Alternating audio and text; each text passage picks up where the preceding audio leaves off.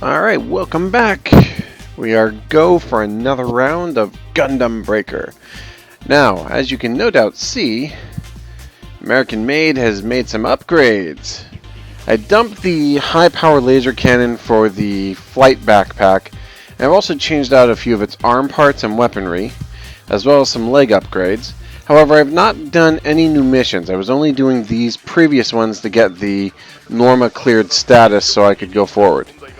Also, I've changed out some of its gear and equipment to give it a bit more punch, and I'll show you in a moment what I'm talking about.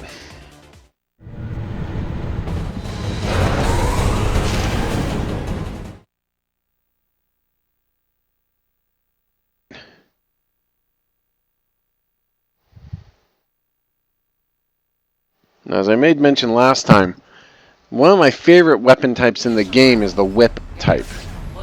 And today, well, for this episode, you're going to see why. And also, we have a new Gatling gun, which is actually the Gatling gun from the Heavy Arms unit. Actually, one of the easier Gatling guns to pick up in the game.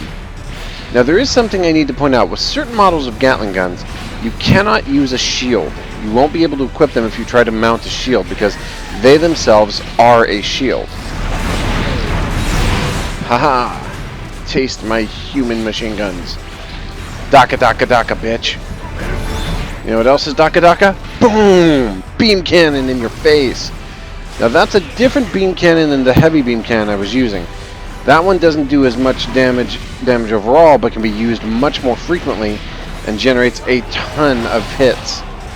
It's very good for solo one-to-one combat. So if you're like trying to take on a boss, it's great. Not quite so great for when you're dealing with groups, but that's why I have the whip. As you can see, the whip has a massive range, can reach out and really thwack someone. It doesn't do as much damage on its initial strike, but every consecutive strike it lands on target does more and more compacted damage. And depending upon what move you're doing, each blow does more damage and more damage and more damage and more damage. So it sort of stacks that damage over time. It also has a real unique effect because in certain moves, especially early on, it can stun lock a target, which means it will catch them and prevent them from advancing or moving. And that can be very helpful because it means if I can get these guys all to just form up into a line, I can just basically use the whip to just sort of like juggle smack them until they all die. The only downside is the whip is not good for hitting solo targets. It's really good when you're trying to catch groups like that. But it's still an extremely effective weapon, and there's a particular whip model that I can get, which I hope to get down the road, that is just unbelievable in terms of its raw firepower. Yeah, that's it. Now, ironically, this whip is actually the primary weapon of the only Gundam I know of that is specifically built on a female concept. And that's actually from the G Gundam series, and it's Nobel Gundam's weapon. Which is kind of an interesting thing, that one of the most powerful weapons you can get in the game, in terms of like crowd control, is actually the only weapon specifically designed for a female Gundam. Because the other whip weapons all come from male Gundam units, like the Scarf weapon that Master Asia uses, or the Gundam Hammer, which actually originates with the Gundam that Amuro Ray piloted, the original unit, but it also shows up in various other Gundam series, so very common unit that is. Now, this guy is just shielding the crud, and I am not pleased. So I am going to take care of that, and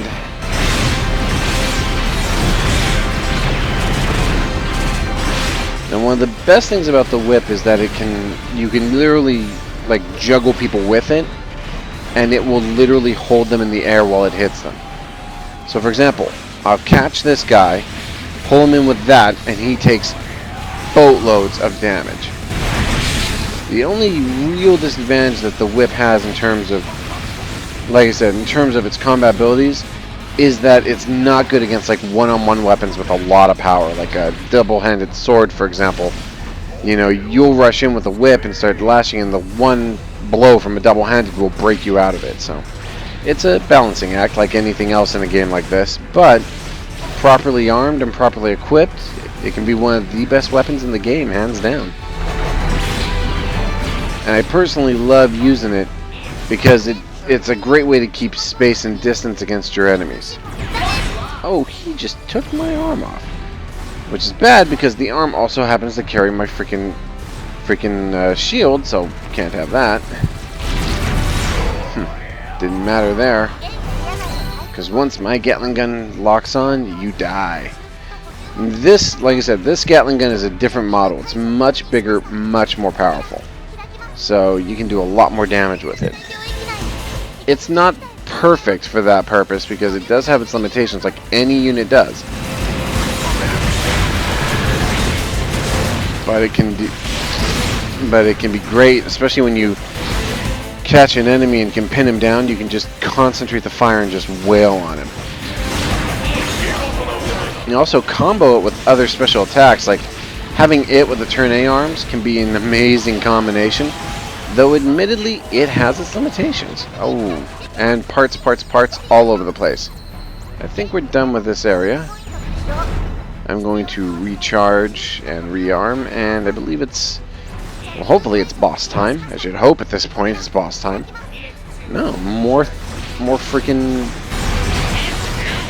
ground units to deal with. Huh. Fine, I'll deal with you all.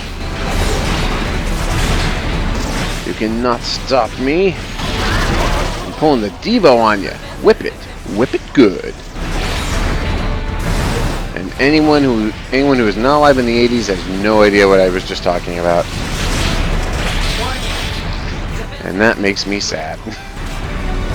No, all seriousness, if you don't know who I'm talking about, look up Devo.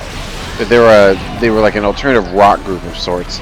I never knew quite how to define their music, but they were momentarily big in the 80s, and then they just sort of faded, like a lot of the big 80s groups did. I mean, you know, a lot of those groups were big for a moment and then gone with the wind. But one of their premier songs was known as Whip It. And one of their lines was Whip It Good, so that's where that came from, in case you've ever wondered.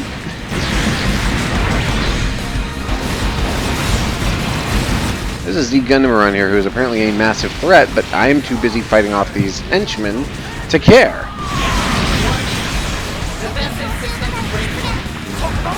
Someone's got a stupid shoddy shot long-range weapon, I think. Hate that. There we go, yeah. See, that's why I like this beam cannon.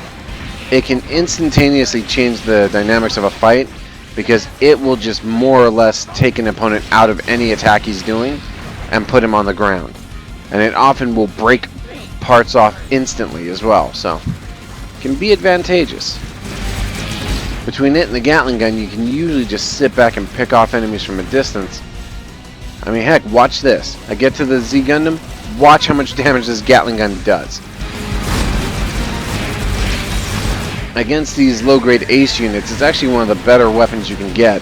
Only disappointment is against the real true bosses. Not quite so much, but it does the job. See? Now he's dead, and he's dead. And didn't drop too many parts, but I can make do.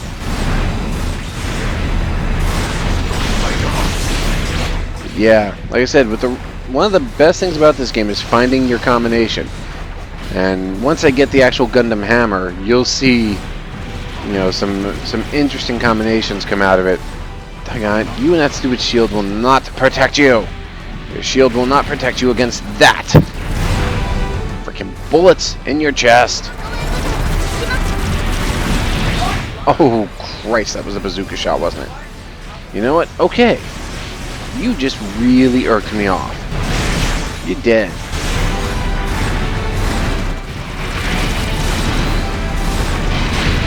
Like,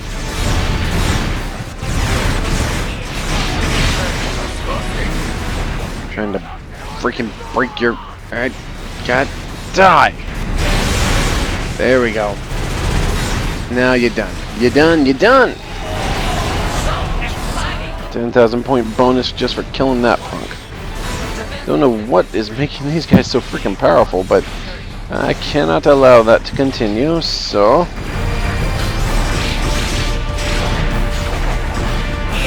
Charging, and done. Yeah, that charge move is actually something that only the Gatling gun can do. And only certain models of the Gatling gun, too. You charge forward and then turn and spray a barrage of bullets. Some Gatling guns have a similar weapon, but it's just a spray. I mean, the machine guns, the standard machine guns, have the same capability, but they just spray straight. They don't do the charge. Which kind of sucks, but I'm not complaining. Oh, Christ. That, my friends, is the RX-93 new Gundam, NU. And basically what it is it's from Char's Counterattack. It was Amuro Ray's last Gundam. And it was literally like it was one of the first true, like, Psycho Frame Gundams that he ever piloted. And I think it was like the last Gundam he ever piloted, because I think he dies in that battle. It's always kind of left really ambiguous, I think, but yeah, either way, it's an incredibly powerful and very dangerous piece of hardware, which is why you don't toy with it. You go overdrive mode and immediately try to murder it.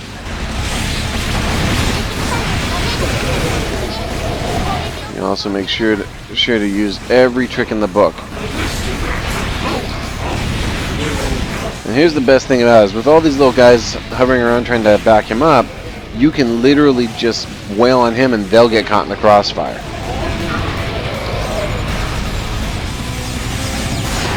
Decimated. Alright, we're done.